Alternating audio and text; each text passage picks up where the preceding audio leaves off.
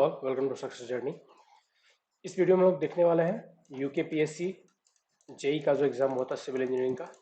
तो civil engineering का paper 1 और वैसे देखें तो पेपर 3। तो चलिए स्टार्ट करते हैं पेपर को और एक एक क्वेश्चन को देखते हैं। फर्स्ट क्वेश्चन है, a series of close contour lines on a map with lower to higher value towards inside. Contour line में लोअर टू हायर वैल्यू है, मतलब कंटूर की जो वैल्यूज है हाई वैल्यू इनसाइड है, मतलब ये हिल का इंटीरियर में बढ़ता जा रहा है। तो ये है हिल का contour line. The RL of point P which is on the floor. देखिए बहुत इजी क्वेश्चन है, आप इसको ड्रॉ करते जाए आसानी से बना लेंगे। एक पॉइंट P है जिसका RL है 500 और यहाँ पे कह रहा है एक बैक साइड लिया गया। तो बैक साइड से यहाँ पे रीडिंग आई कितनी, 2.5 मीटर। ठीक है, तो इसका RL है 500, यहाँ से 2.5 मीटर इसकी बैक साइटिंग है।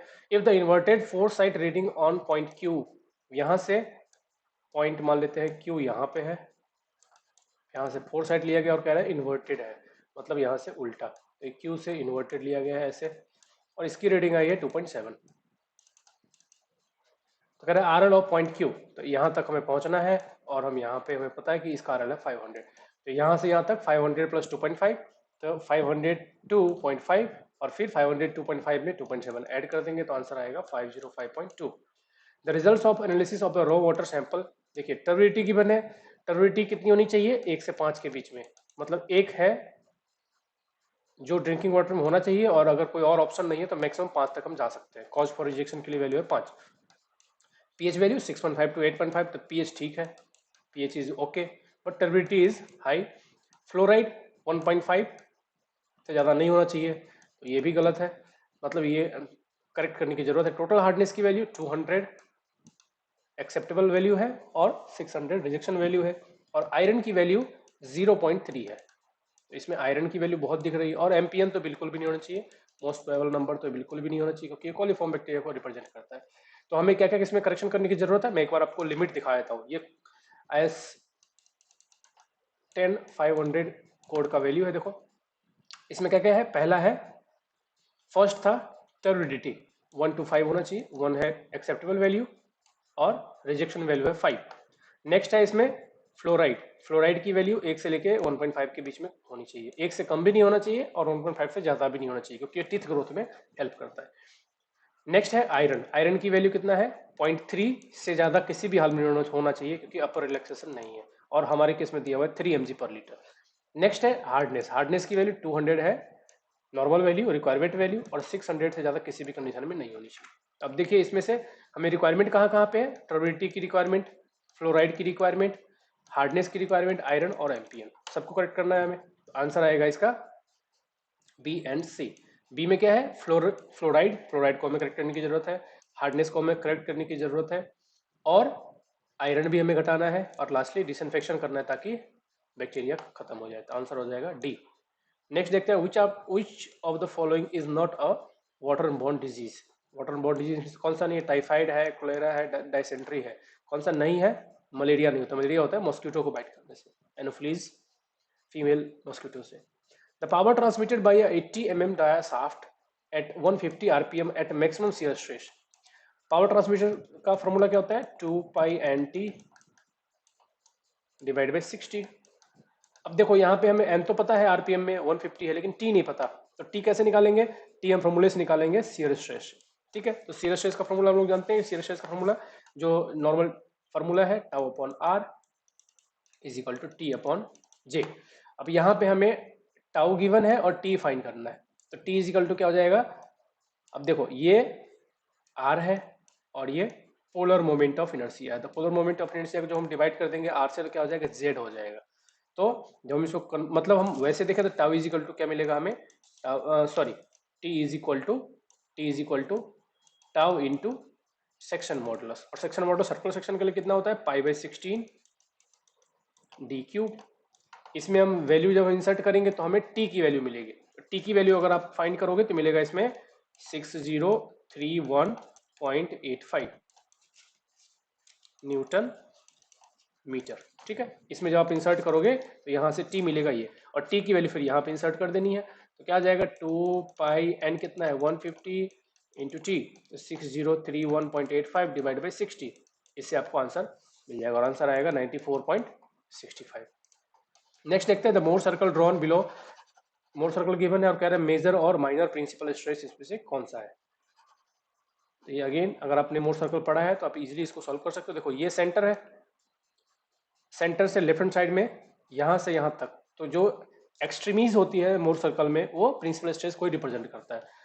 लेफ्ट हैंड साइड में क्या दिख रहा है आपको, माइनर प्रिंसिपल स्ट्रेस, और यहां से राइट हैंड साइड में क्या दिखेगा, मेजर प्रिंसिपल स्ट्रेस। तो ओ ए पहले क्या पूछा है, मेजर, तो मेजर मीन्स ओ ए और माइनर मीन्स ओ बी, तो ओ ए और ओ बी का ऑप्शन है A. Zero hardness of water is achieved by, देखिए लाइम सोडा प्रोसेस भी है परमानेंट हार्डनेस को रिमूव करने का, बट इससे कंप्लीट नहीं रिमूव होता। किससे होता है permanent remove, iron exchange treatment से कंप्लीट हार्डनेस रिमूव होता है आयरन एक्सचेंज प्रोसेस से। Which of the following sewage treatment method has inherent problem of odor ponding and fly nuisance? किस में आता है, ट्रिकलिंग फिल्टर में। यह है ट्रिकलिंग फिल्टर की demerits. The trap use for Indian water closet, ये बहुत ही पॉपुलर क्वेश्चन है, हर एक एग्जाम में पूछा जा रहा है। कौन सा ट्रैप होता है, पी ट्रैप ट्रैप होता है, P tap. Which of the following units works on an aerobic condition, secondary treatment जो हम करते हैं सीवेज का, ये सभी सेकेंडरी ट्रीटमेंट में आता है। सेडिमेंटेशन टैंक तो जनरली प्राइमरी से पहले भी करते हैं और सेकेंडरी के बाद में भी करते हैं। तो इसमें से पूछा है कि कौन सा है जो एनएरोबिक पे बेस्ड है, एरोबिक भी होता है और एनएरोबिक भी होता है। एनएरोबिक मीन्स जिसमें ऑक्सीजन प्रेजेंट नहीं है, तो इसका आंसर होगा sludge digestion tank. Next question, an invar tape is made of alloy of, किसका बना होता है, निकल। निकल कितना percent, 36%, remaining steel, nickel plus steel, तो बी आएगा इसका right answer. An angle between fusion phase is more than 90 and less than 110, then effective throat thickness।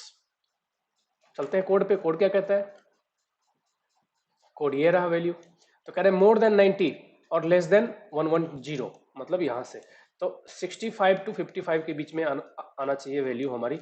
देखते हैं 65 से या 65 से कम की वैल्यू सिर्फ एक ही है, तो आंसर आएगा A. PERT analysis is based on, PERT में 4 टाइम एस्टिमेट होते हैं, आपने अगर पढ़ा हो तो ध्यान होगा आपको। ऑप्टिमिस्टिक टाइम मीन्स मतलब कम से कम time, most likely time means जिस टाइम में सबसे ज्यादा संभावना है कंप्लीट होने की, और पेसिमेटिक मीन्स सबसे लार्जेस्ट टाइम, और इससे हम निकालते हैं एक्सपेक्टेड टाइम टीई, जिसमें हम 4 वेटेज रखते हैं इसका, तो यह आएगा इसमें ऑल 3। नेक्स्ट है which of the following material is more elastic, सबसे ज्यादा इलास्टिक कौन सा है, तो वुड और ग्लास तो प्लास्टिक है, बच गया सवाल स्टील और रबर में। तो इलास्टिक क्या होना होता है, stress required to produce unit deformation. तो अगर आप ये फॉर्मूला फाइंड करेंगे, ई की वैल्यू फाइंड करेंगे, तो आपको स्टील का ज्यादा मिलेगा रबर से। रबर पे बहुत लोगों ने टिक किया होगा बट वो गलत है, स्टील आएगा answer. In the absence of data approximate value of total shrinkage strain of concrete, देखते हैं आईएस कोड क्या कहता है, आईएस 456 क्लॉज नंबर 624.1 क्या कहता है कि टोटल श्रिंकेज स्ट्रेन अगर डिजाइन, अगर आपके पास एक्चुअल डेटा अवेलेबल नहीं है तो कितना लेना है, 0.00003, आंसर आएगा C.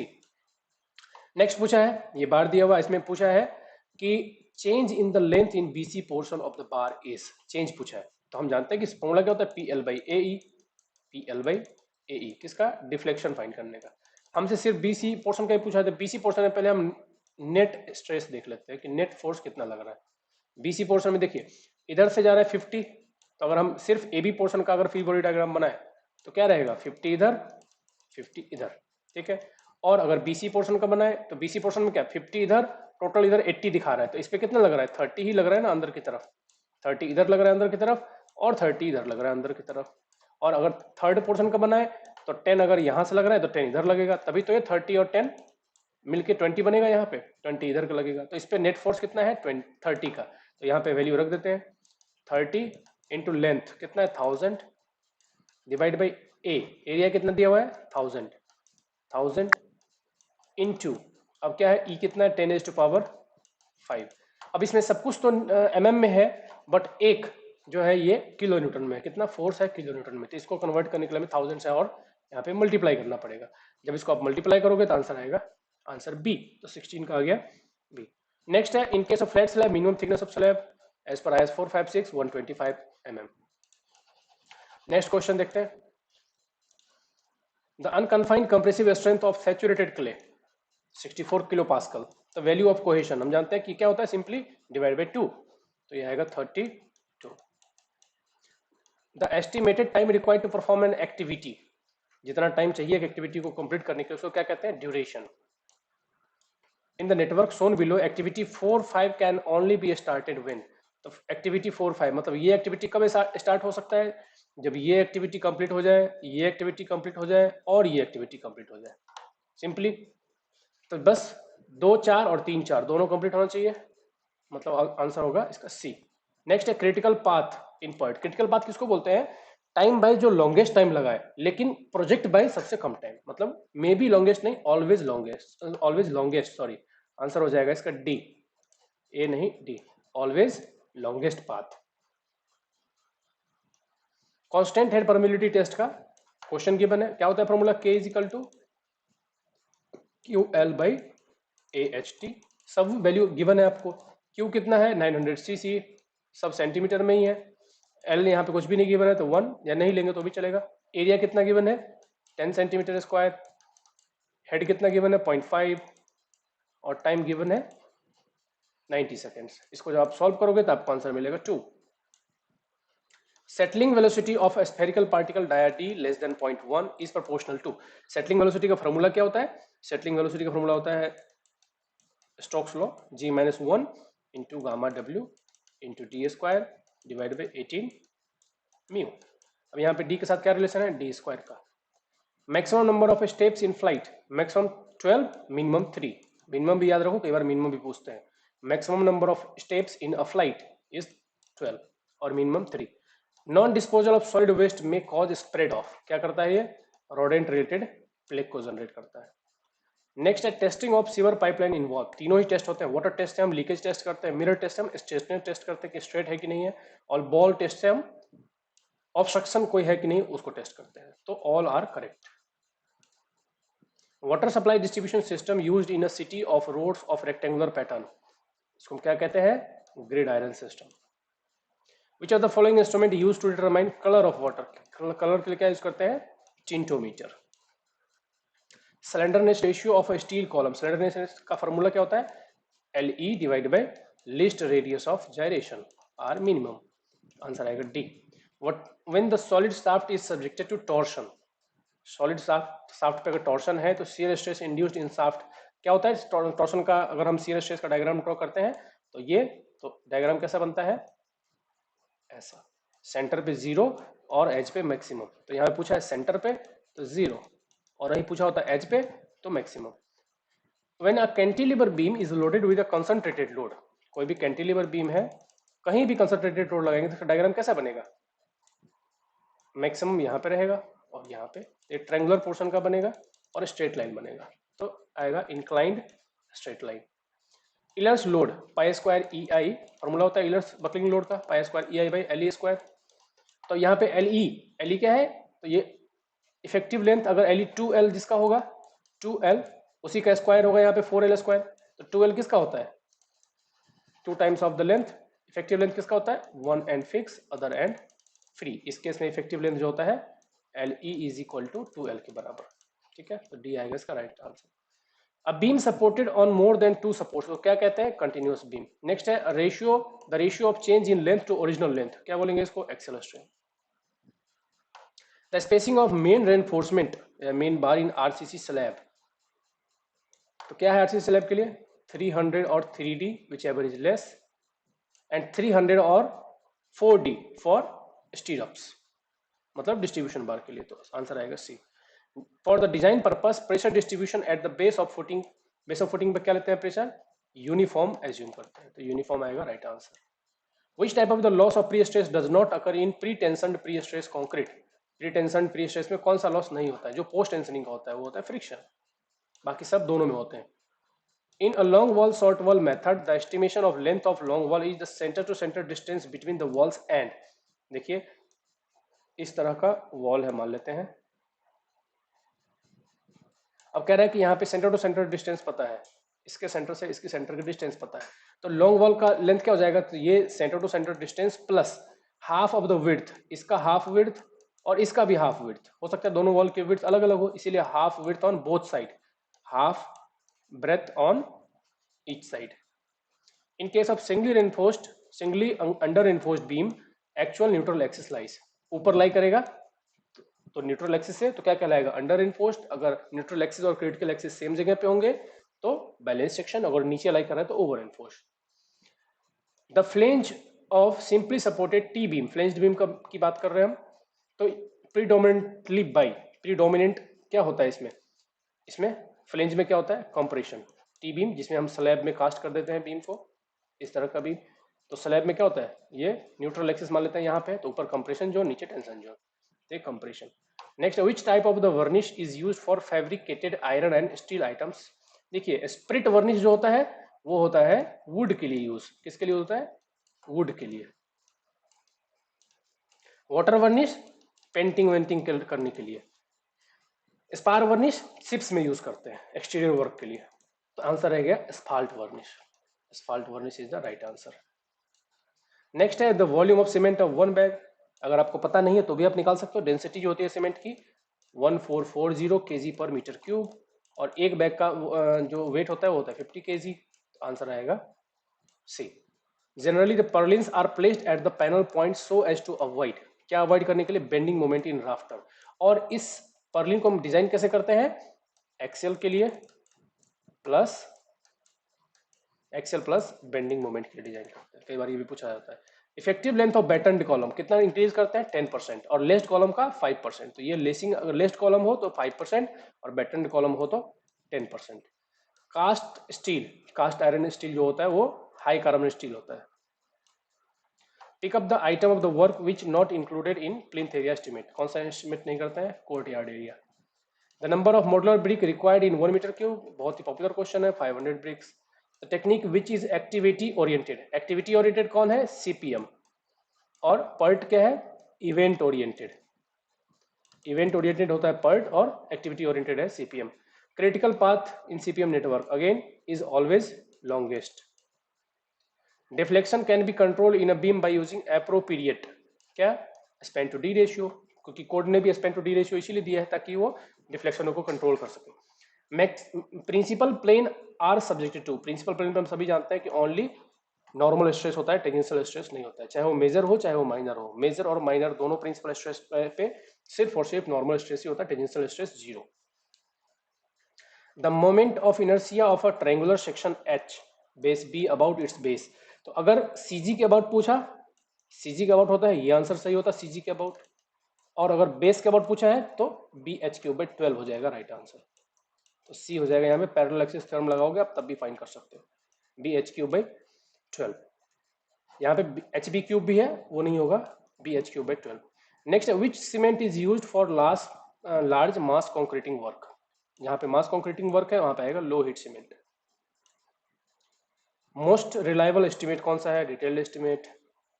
The criteria for deciding minimum depth of RCC beam, reinforced concrete beam के लिए मिनिमम डेप्थ हम कैसे निकालते हैं, स्पैन टू डी रेशियो से। याद होगा आपको 7, 20 और 26 है span to D ratio.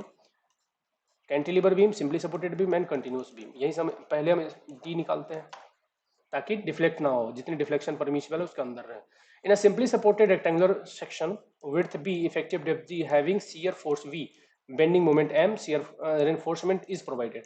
Shear reinforcement हम कैसे प्रोवाइड करते हैं, जितना शियर फोर्स आ रहा है उसमें से कंक्रीट कितना पहले यूज मतलब बियर करेगा, उसके बाद जो बचेगा उसके लिए ही हम शियर रेनफोर्समेंट का डिजाइन करते हैं। तो आंसर आ जाएगा बी। ये शियर फोर्स जितना आ रहा है वो, और ये जितना कंक्रीट बियर कर रहा है वो, इसके बाद जो बचेगा शियर फोर्स उसी के लिए हम शियर रेनफोर्समेंट डिजाइन करते हैं, बट नॉट एक्सीडिंग टाउसी मैक्स, क्योंकि कंप्रेशन फेलियर होता है टाउसी मैक्स अगर ज्यादा है तो। As per the figure which statement is true, अगर इसका लेंथ ज्यादा है इसका लेंथ कम है तो इसमें ज्यादा टेंशन होगा टी में। तो आंसर आएगा C. The reaction at support C in structure, ये रिपीटेड क्वेश्चन है, एई वाले में भी आया था 67.5, मैंने उसमें भी सोल्यूशन करवाया था इसका, आप देख सकते हो जाके।